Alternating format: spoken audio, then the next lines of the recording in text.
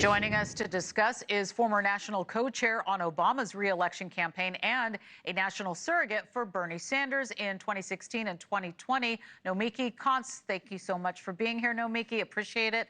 Why do you think Democrats are reportedly not donating to the Democratic Party? Is that what you're hearing? Is that what you're seeing? This happens every loss. The donor class, or a little portion of the donor class, feels demoralized, unheard. They go to the press. They air their complaints. They think they know what the best strategy is for the party. Sometimes it's correct, sometimes it's not. They have these summits. This is all very normal, part of the course, except I think in this situation with some of the tech donors, whether it's Jeff Scull or Reid Hoffman, who have close relationships with Elon Musk, there's frustration, I think, from other Democrats about how they're cozying up to Elon Musk and maybe playing both sides. That's not unusual in politics. I think it's happened since we've basically taken on big donations for both parties. Okay. With that being said, I think there's a great opportunity for Democrats. We're not saying there's one message for every single community in this country, but I do think there's an opportunity for our opposition leader, Hakeem Jeffries, whether he's feeling it in his bones or not, he is the opposition leader. I think there's a great opportunity for him to go out there with leaders all over the country and go to communities and talk about how Donald Trump's first 100 days has annihilated jobs in that community, really explaining the policies a little bit more. And I don't feel like that's what's happening. And maybe that's what will make some of these donors feel a little bit better. Well, I was going to ask you if Democratic donors are feeling the pressure to back the Trump administration or face backlash, because that is a line that we have heard. Is that what you're hearing? That's not necessarily what I'm hearing. I do think that there's always a group of donors that play both sides. I don't think that any of these donors should be scared. They're fine. They'll be fine for the rest of time, and their families will be fine for the rest of time.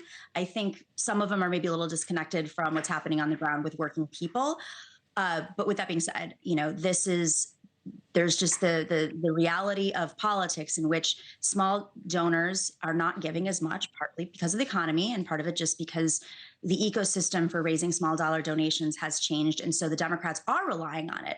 But there's a great opportunity. We have a new Democratic Party National Committee Chair, Ken Martin, who is much more in line with working people. And I think the more Democrats lean into what their strategy is and really embodying it and talking to voters, more donors are going to feel comfortable giving to the party. So it goes hand in hand. You have to have the leadership embodied. You have to be talking to working people, getting your message out, and then the donors will feel better about that so that they feel as if they're not losing whatever amount of money they're giving to the party, and it's a lost cause. You mentioned House Minority Leader Jeffries. Is he right in calling out the Trump administration for breaking their promise to voters on lowering prices? I mean, we were talking about egg prices all day yesterday, and a lot of people are frustrated. Absolutely. I think he needs to say this more. He needs to have every single messenger, Democratic messenger, go into their communities and talk about this. He needs to find surrogates. He needs to work with the DNC. This is what we should be talking about all day long. I just read an article right before coming on about how in the Bronx right now in New York, you have bodegas, little delis, selling, 3 eggs at a time. They call them Lucy's because people can't afford a dozen eggs or half a dozen eggs. They have to sell them individually. That's not great. It's a symbol. It used to be the price of milk. Now it's the price of eggs. And there's so much more. We haven't felt the repercussions of Donald Trump and Elon Musk's actions yet. I don't believe that voters vote based on bureaucracy. I think they vote on whether or not they feel like they can afford the cost of eggs. And that is the message that Democrats should be talking about everywhere, all at once, all the time.